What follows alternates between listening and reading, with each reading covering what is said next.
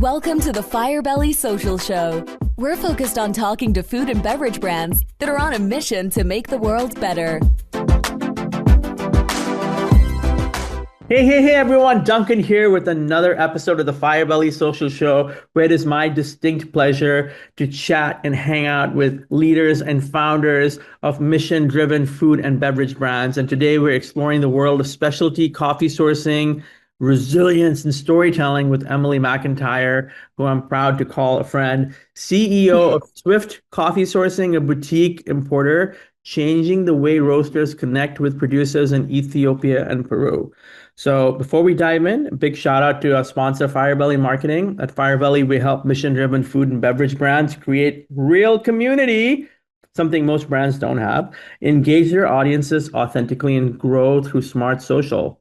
If you're ready to turn social into a tool that builds trust, revenue, and excitement, go to firebellymarketing.com. So here we go, on to the exciting part. Emily McIntyre, a homeschooled kid turned CEO, journalist, world traveler, and one of the most, if I may say, most unconventional and inspiring leaders of specialty coffee today.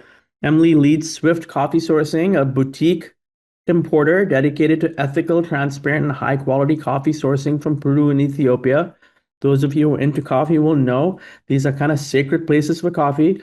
Her journey is nothing short of remarkable. After building and consulting more than 100 companies, navigating the collapse of catalyst trade, diving into AI consulting, speaking, and attending business school, she returned to coffee with renewed vision and purpose. Now, look, Emily is known for blending operational expertise with storytelling, and she uses her newsletter, Unfiltered, plus Instagram and LinkedIn to cultivate future buyers, share origin stories, and connect coffee producers with roasters in a meaningful way. So today we're going to dive into the journey, her strategies for trust, and how narrative-driven communications drive real impact. Man, Emily, I got through it all. Welcome to the show. I'm so impressed. Thank you so much. It's great to be back, Duncan. Thank you for having me. That's right. Emily, you are a two-time guest now. Looking forward to the third time. My gosh, where are we going to be in another 3 or so years? Can't wait that long next time. So I know, we got to keep it a little more frequent. you've had you've had such an unconventional career path and all these different things, and then back to coffee. What drew you back? Uh, you know, well, I'm 40. Okay, so I hit that key moment of introspection in the middle of a huge life change. So for context, the company I was leading was in Ethiopian and Peruvian specialty coffee, and we were doing some really incredible things. We were scaling. It was a social enterprise business that was deeply, deeply integrated with the supply chain, and it was investing back into the supply chain in a way most people don't even think about. And then in 2023, due to a whole series of circumstances I have talked about plenty, we were forced to close down. And as the CEO and face of the company, that was really challenging for me. So I did at that time think that nothing could tempt me back to the world of specialty coffee. I had been schooled. I had had a lot of my assumptions tested and they had failed. A lot of my naivete had been proven wrong. But here's the thing. Coffee is, like most food and beverage, it's about connections. It is about the people we want to spend the rest of our lives with. So I'm a person who will do well with whatever I put my hand to. Usually there will be a learning curve.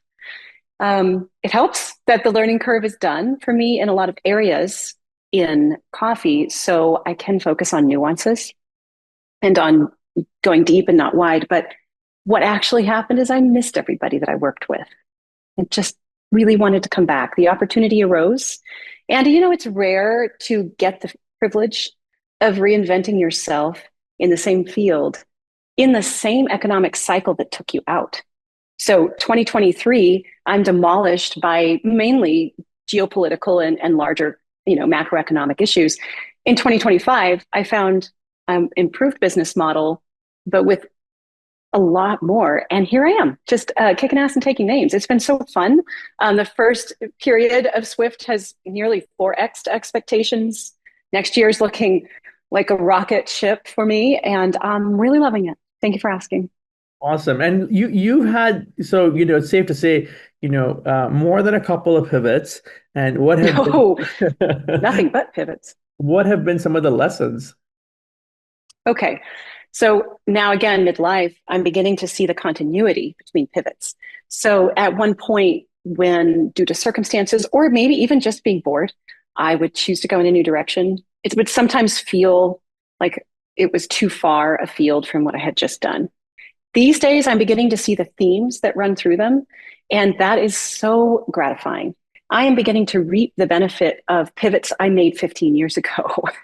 And so that is one of the lessons around pivoting is that if we are really aligned with ourselves, with our values, and if we are good at holding on to relationships, I think those pivots can do nothing but add long term to our careers and to our businesses.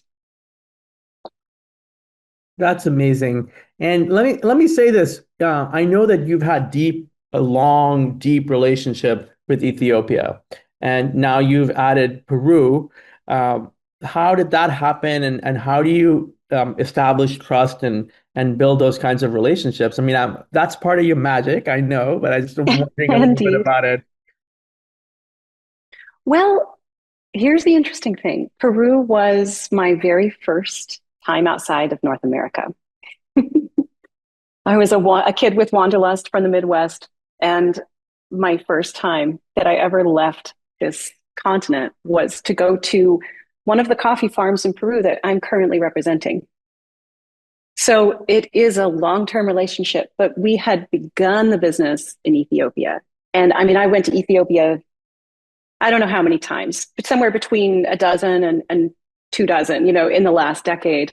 Just lived there with my family, spent a lot of time, and kept Peru on the back burner, kept those relationships open. And then in 2022, so around the time we last talked, I think, we branched with Catalyst Trade into Peru, began selling those coffees. When I was forced to close Catalyst Trade in 2023, we kept those relationships open. And the beauty of this, our friends in Peru are real friends. They're wonderful people who have a loyalty that goes beyond business. I've had a lot of learnings in the last couple of years about where friendship and business align or don't align, how it's possible to have the business thing fall apart if you're good at communications with friends and you can still stay friends. And sometimes it doesn't work that way. But in Peru, our friends were so kind and respectful. They basically said, hey, go work out your stuff. We're going to keep this for you for a little while, give it a year or two. If you're able to come back and keep working with us, this will be yours.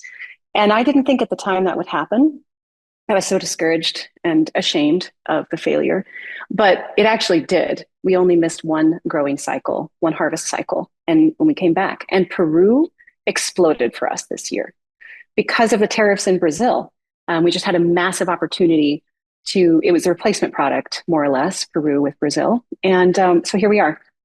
Yeah. So Ethiopia and Peru, it's more than a decade of just building these relationships and learning things the hard way.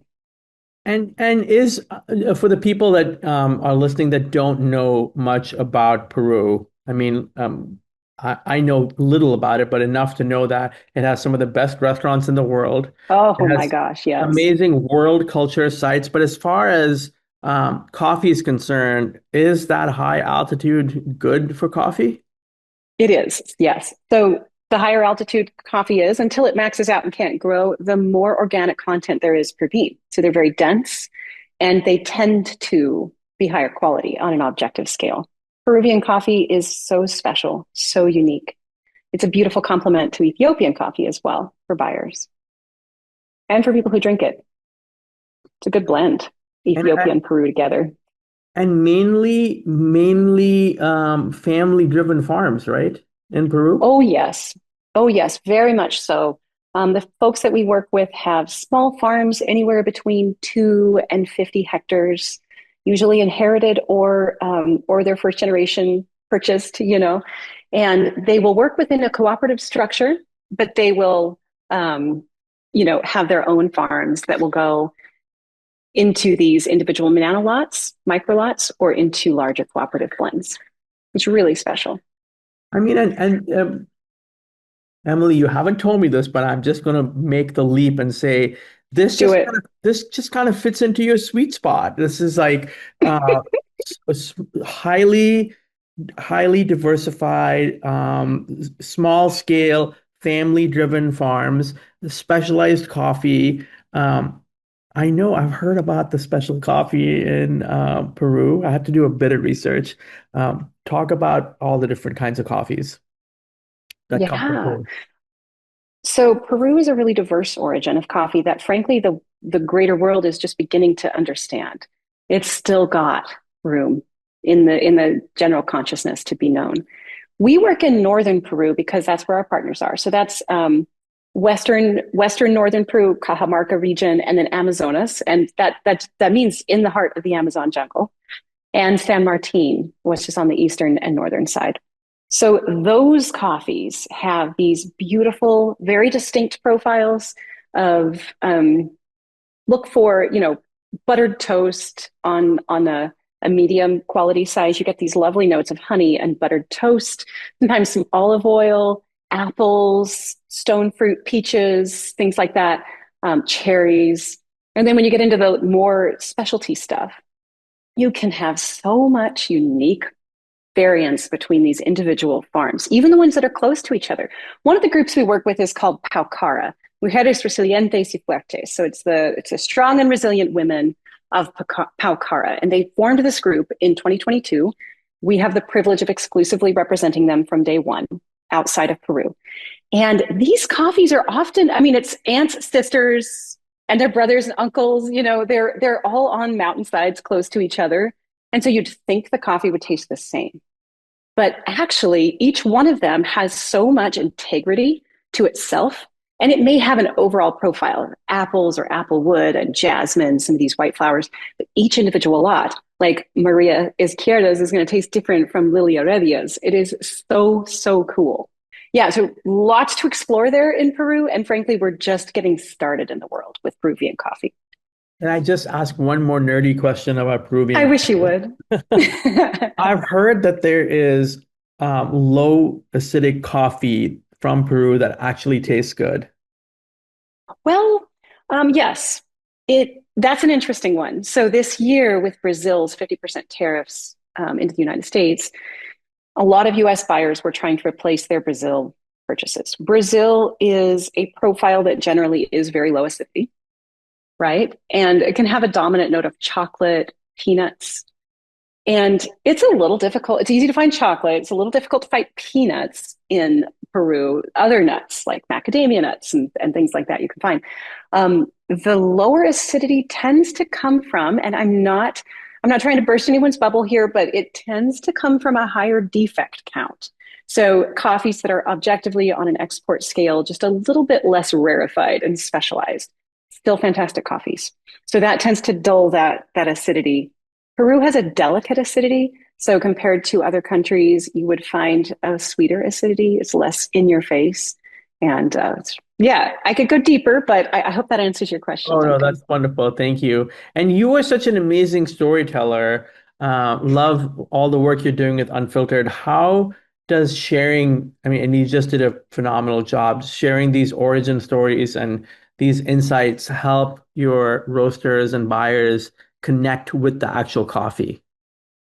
Here at Swift, our primary job is to steward the coffee in its journey. And that includes the emotional journey of the coffee for the people who are attached to it and work with it. So at Unfiltered, it's an email list that is almost exclusively composed of buyers. So it's a very particular small list, small and mighty. It's about 1,500 folks, mostly in North America, although there are some folks in Europe, Asia, other countries. And what I do with Unfiltered is I have so much fun with it. I keep it loose. So I have certain kind of categories of content that I will focus on. Sometimes I just sell. Hey, I have a coffee to announce. Get yours before it's gone. In fact, earlier this year in September, I had a full shipping container of a particular coffee, Estrellas de Cajamarca or Stars of Cajamarca, was launching a new brand. And I announced it, 280 bags sold in 6 hours after my announcement. So I now know whenever I send out an Unfiltered, I need to leave some time to deal with the sales that come in from those emails. It's a good problem to have, right?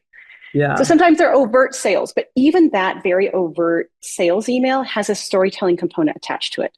I sent in that email a picture of myself standing in the factory in Peru with the bags. And I said, so proud to announce our first coffee, and then I talked about where it came from. So people were connected to it and there was trust established.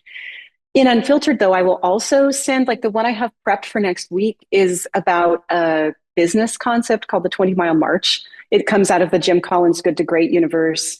And it was inspired by the Race to the South Pole by Roald Amundsen and Robert Scott. I can talk more or less about that. But the point is, it's a business concept. It's a way to organize your time. And I have a whole essay that I'm going to share about how I get so much done in so little time without going crazy. And so that's a topic I'll cover on Unfiltered. I will sometimes interview other folks. So I have an interview with a coffee writer coming out in Unfiltered. So it's a loose category of storytelling that allows me to focus on what's happening at Origin. I have an upcoming feature about our newly hired but very closely beloved Ethiopian coordinator, Aaron, who's worked with us off and on for over a decade. I'll be featuring him and interviewing him. So yeah, it's such a good way to connect. We have a 50+% open rate, so people really like them. And lots of action is taken from those emails. 50% open rate. Wow. Yeah. I'm glad you Between said 48 and 52%. Yeah.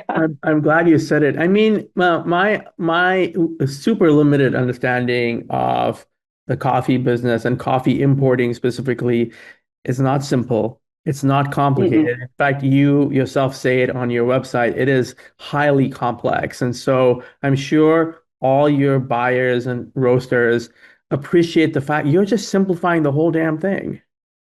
I try to. It's one of my strengths, making complicated things accessible. But the problem is that, all of us have more complexity than we can deal with even on a daily basis. So it's just it's a pretty complex world. Yeah, I try to signpost it as well as I can. So, with all your travels and your experience, what trends are you seeing in specialty coffee today? I mean, that world is changing so much, and Sure is. how is Swift positioned to meet those changes? It's a great question. It actually makes me think of, speaking of social, a conversation I was watching on LinkedIn recently, which is where I do more professional interactions. Instagram is where I engage more with future potential buyers for Swift, and Unfiltered is the kind of community, by the way. Damn So it, Emily! those are the buckets. You just answered the next question. Oh, well, what can I say? Fantastic. No, that's good. I suppose we could do more detail. But anyway, this conversation on LinkedIn was was pointing out that Gen Z wants different things than millennials did. And so specialty coffee, I am a millennial, I'm squarely 40, although I almost grew up more in the 1890s than in the 1990s. My husband likes to joke, I'm a bit of a Victorian dressed in a millennial outfit. But, nevertheless, we created specialty coffee along with other specialty food and beverage products, if you think about it. Cocktails, I was a cocktail writer, and so I was covering a lot of the emergence of these cool cocktail concepts like Negroni Week and all of this. We were super into traceability and storytelling, and we liked deep dives of information. It was almost like a bridge from the Gen X laissez-faire and the boomers not really caring about the provenance of where things came from, and then we swang super far to the opposite side. That was third wave coffee, for those who are tracking. Now, people don't care so much now. And that's really, really hard for people who've spent their whole careers focused on traceability and storytelling as a primary virtue to realize that it's like, please stop telling me about this thing I want to buy. I just want to know how it's going to fit into my life. So that is one big trend I'm seeing. And it's more on the retail side and less on the B2B side, which is where I operate. But even in B2B, I have some Gen Z buyers now. So I'm a millennial talking with 25-year-old buyers, and they do need things differently. It's not that they need it. It's not like they want it less intelligent, but they want it more coherent. Yeah. These messy info dives just aren't doing it for them. So that's one thing. You looked like you had something to say, though. Yeah, You have so much messaging that you're doing in the retail space right now. I'd be curious to hear your take on that. I mean, I've not heard it put like that, and yet it makes perfect sense. I mean, we have a lot of experience with the Gen Z audience. We have people on our team who are Gen Z, and I just wanted you to dive into that a little deeper. They want to understand how it fits into their life. Say more about that. Okay, we're talking about identity products, right? That's what that's what you specialize in supporting, and that's what I sell. Now, my actual buyer is the coffee buyer who has to either get sign off from the board to make their purchases, or it has the ability to make those purchases. So I do have a different process in enterprise sales than what we're talking about here, but I think this is really valuable. So a coffee roaster, what they're trying to do is convince Gen Z that their product is an identity product. And it's the same thing as it was to convince millennials it's an identity product. It's just that the method of convincing is changing. Attention spans have changed. We know that. So a 10-minute deep dive video was maybe attractive. It was attractive 10 years ago. Going into the stories, and I mean, I recorded a lot of those behind the scenes. I would script those for like eater.com. I would script those videos, but they need to be a lot faster now. Quicker hits, more bullet points. I'm just going to display my age by saying that I think people just don't want the info anymore in the same way. So when you say it fits into their life, it's like, hey, you're looking for this and this and this. I need an energy drink. I need an energy Does drink. this have the caffeine I need? Or I just need like a good coffee. Is it good? Is it good? That's interesting. I went to a coffee shop in the village that I live in Indianapolis, and I asked who the coffee the who was producing those beans or the roasting and all that, and they told me Yeah. I don't like the way they do things, and so I said I don't think I'm gonna drink that. And Oh, it interesting. is a very young woman, and she said, most people don't ask that. They just taste it and decide if they like it or not. There you go. And I There said, you go. how old are they? And they said, oh, people my age. And so Oh, that really tracks. Is it good? Is it, what does it taste like? I guess, um, yeah. what about so it's really a why question that they're asking, why should I drink it? Well, I think you're right. And then tying it to a greater context, Yes. so 5 years ago, it was ESG investing. So the conversations I was having with private equity firms were all about environment and social governance. How are we benefiting the supply chain? Like, oh my gosh, the big brands were super focused on at least reporting how they were benefiting the greater world. We have swung to the opposite now. So it isn't just that there's been a political changeover in the United States, it's that sentiment has changed. We're tired of being lectured at about how we do our stuff. We want to simply do our stuff. And there's a kind of exhaustion, I think, that has hit where the conversations and the guilt trips and the moralizing have become too much. And that is not, of course, where people who create this stuff come from. It's just the effect that can take place. And I think that this zeitgeist change is feeding into, coupled with the way that social media communication has changed the brain's reading. I mean, even although as you can tell from my vocabulary, I am a bit old school. I used to sit and read 500-page books for fun, complex books. I once thought about writing a thesis about Jude the Obscure. I love the old, more detailed, slow-paced books. But I actually haven't made it through a reread of a Dickens book now in 3 or 4 years at least. So even my attention has atrophied. So I think we have all these factors that play into people still want specialty food and beverage. They still want specialty coffee, and they still want it to be awesome. Nobody wants to drink gross stuff, but we want the emotional labor of buying it and consuming it to fit into our lives and be less. Hey, Emily, I just want you to know you have such a fucking powerful brain, okay? And Oh, good. I'm glad we get to swear. I didn't miss the fact that I don't know a lot of things about a lot of things, but I do know, and I don't know probably because of my father, but Jude the Obscure preferred coffee over beer. I see. I don't even remember that. That's amazing. I do prefer coffee over beer, although I love beer. I just don't Well, drink it much. no, hey, the audience. I mean, we're having a little bit of fun here. So, but so let me say this: knowing this kind Yeah, of change environment, you know, I guess, is it fair to say that there's on the consumer side, again, I know right. that's ultimately not where you operate, but just from the sake No, of it impacts us. um, so it's almost like you got to have different storytelling techniques for different audiences. Yes. And I know you have a point you're leading to there, which I'd Um, like to hear. And then well, I have an anecdote to back that up. I mean, I guess I know this, and I know it from the outcome, not from the rationale standpoint. Right. I know that, and when it comes to TikTok, you show it in use. On Instagram, you're talking about the background and the features and all the Ah. reasons.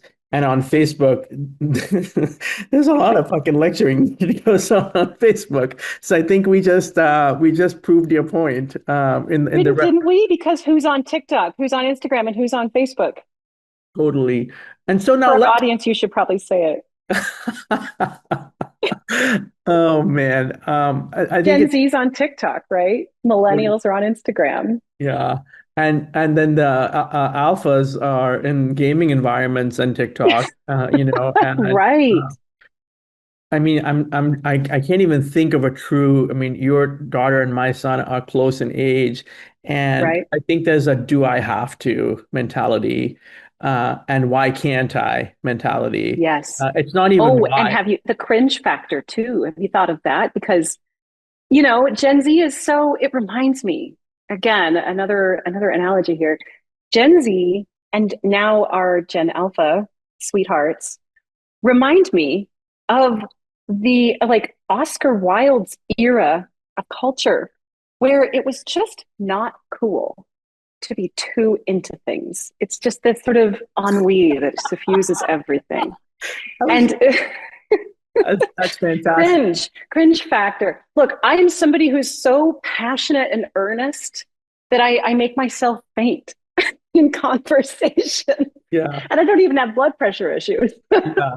I was just telling someone she is in her mid-20s and she is in the same office building as us. And I was telling her, I said, she's not a Gen Alpha, but she has this Gen Alpha quality. I said, It's the vibes. I said, you just look casually. Her name is Isabella. I said, Isabella, you just look casually disinterested at all times. I said, and I bet you drive a 70s Beamer that has actually been converted to electric. And she goes, I wish about the Beamer, but everything else is crew.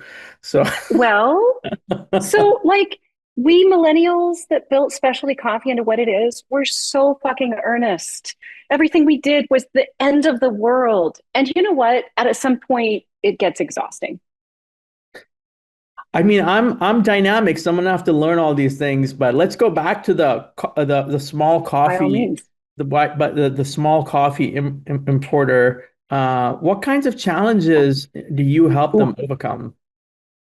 Okay, so the small coffee importer has been made nearly extinct in this business cycle. So it's interesting to just kind of set the scene for people who are not in it like I am.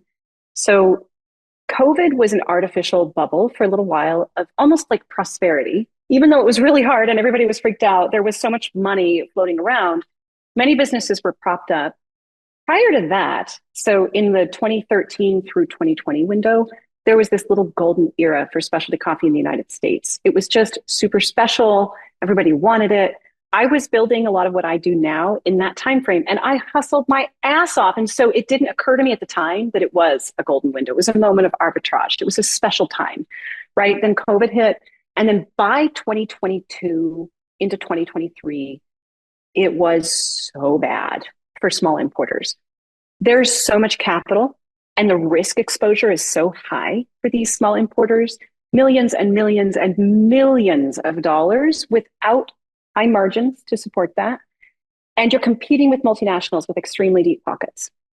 In my instance, I was actually getting financing from a multinational, and it, after 70 years of success, declared bankruptcy in 2023.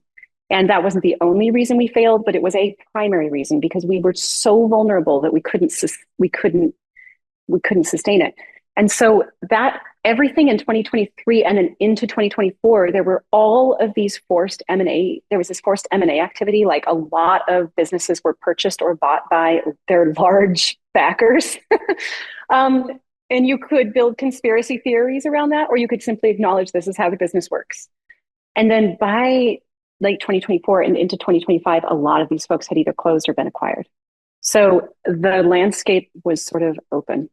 And by the way, that was a moment of opportunity that I took to start Swift. I'm running into the burning building because I know what to save.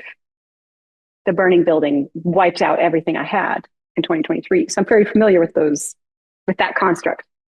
So what small importers of any specialty product are facing right now, if they're based in North America or probably globally, because when America sneezes, the world catches cold, is just the tariff exposure was brutal. It was devastating.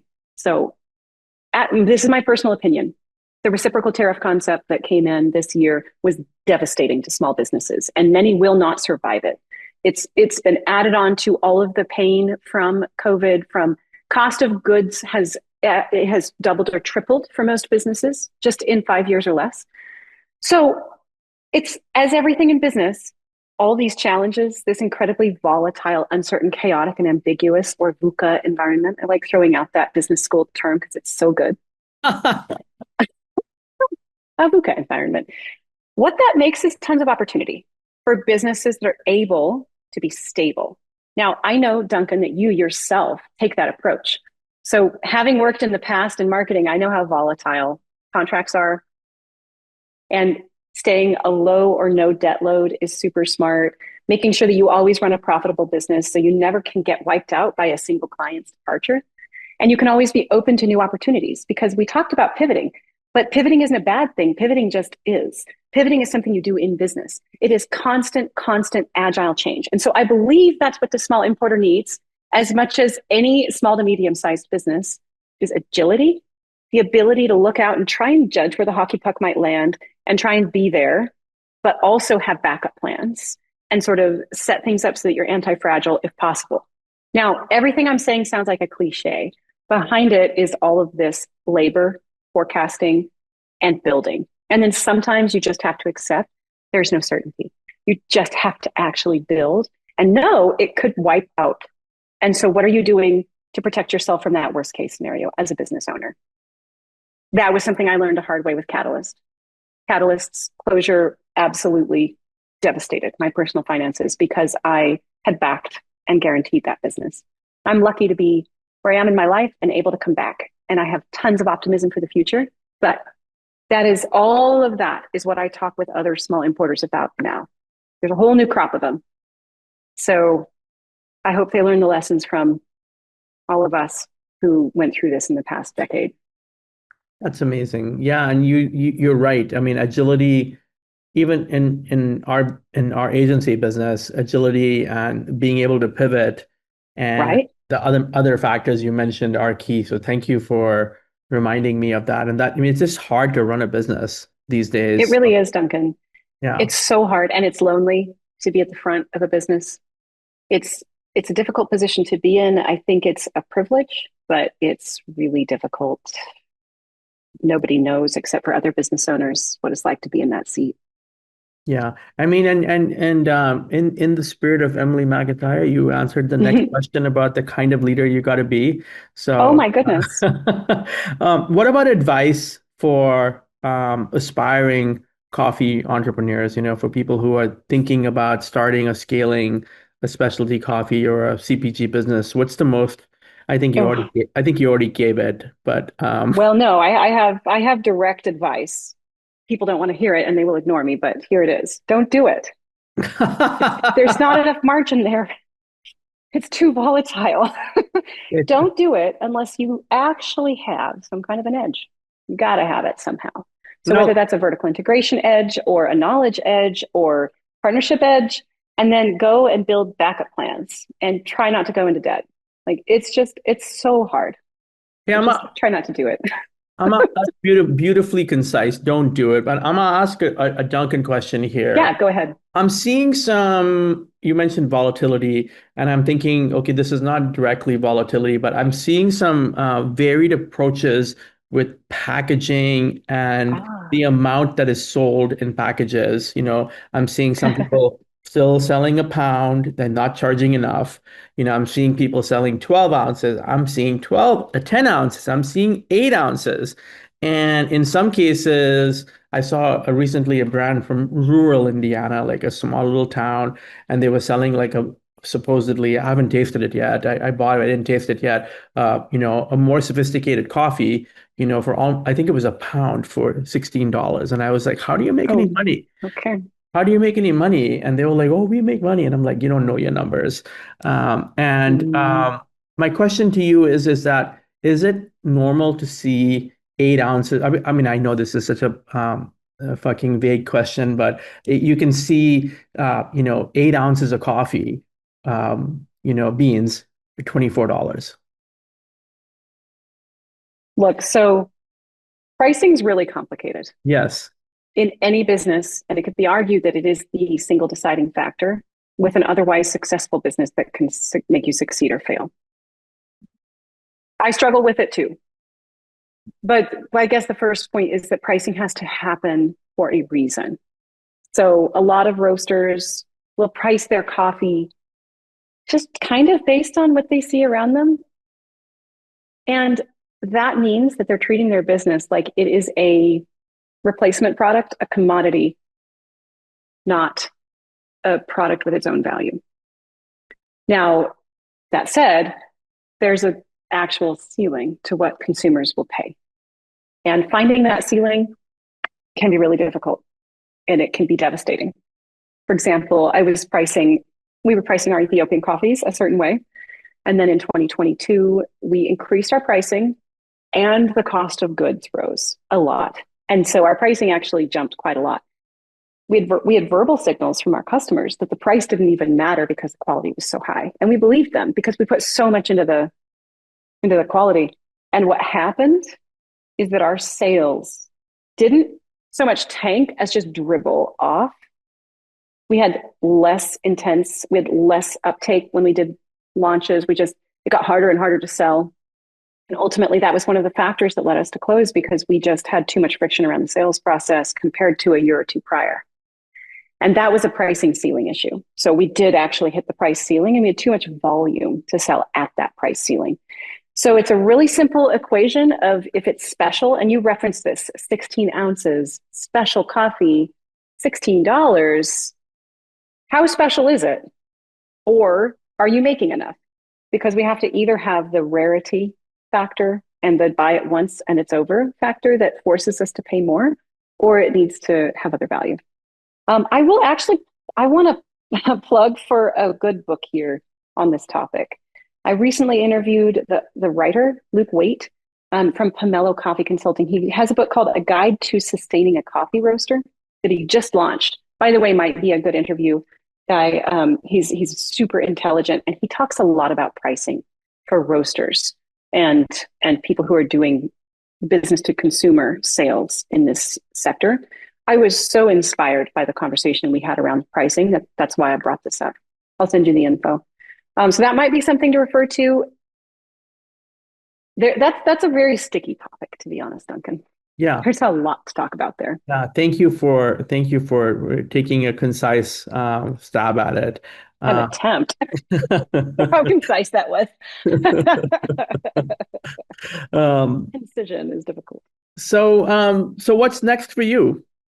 Oh man, I am loving life right now, digging into landing the plane on Swift. So the next year, we are scaling to our kind of max capacity as far as volume. And so that requires me to just be in my desk every day selling coffee and then traveling. So I'll be traveling to Peru a fair amount, and then I will be traveling to Asia. We're expanding into Asia, Japan, Korea, probably going to position some product in Dubai for distribution into the Middle East. And so, yeah, that's what it looks like for me. And I'm a mom. I have a near 14-year-old, and I am so enjoying my time with them right now. We're drawing together every day. We just finished the 18th book in this long fantasy series. They're reading it out loud to me. So we're just very doing life together. And then playing music. So I play a lot of music and I'm starting a band right now, which is really fun. So just living Wow. life. Emily, I just learned something new. What instrument do you play? Well, I was a piano teacher for a long time and a harpist, but I play the bass. So I play electric bass. And I'm playing with my husband, Michael, who's also in my business. He's a really remarkable guitarist. And we've just recruited a drummer. I'm probably going to play our first show here in the next month or so. It's really awesome. Melodic hypnodrone. So we haven't launched into the world yet, but we have a very distinct catalog of work we've been writing for a decade. So it's really fun to start producing this stuff. Well, hey world, stand by for the biggita bigitas from from Emily. Emily, so what do you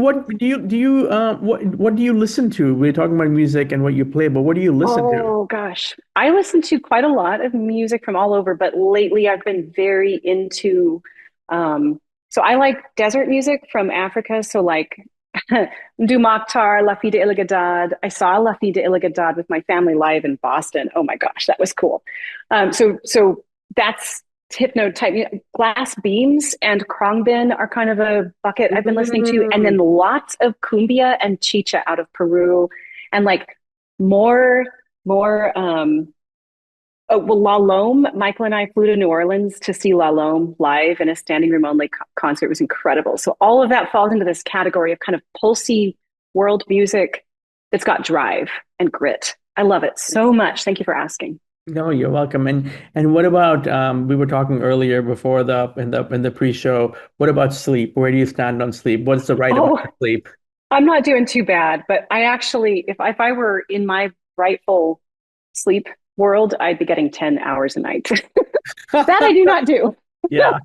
Yeah. But, I can't complain. I'm not miserable on sleep at the moment. Well, this has been How an about amazing. you as a dad and a business owner? Where do you usually fall in hours? I work very hard to get between 7.5 and 8 hours, and Okay, good job. I usually hit it. Last night I did not, but usually I hit it.